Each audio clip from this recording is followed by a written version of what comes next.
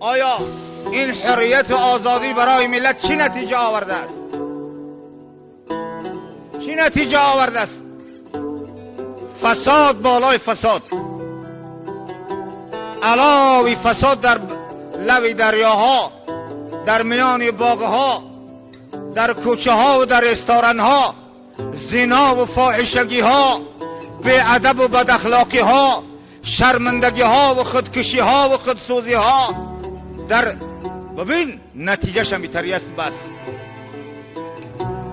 همیتر نیست مسلمان ها، نمیفهمه شما؟ آیا چنین نیست عالم امروز؟ گمان دارم که ما مدنیت یافتیم، ما آزادیم. شکل آزادی در دین اسلام است، در دین اسلام است.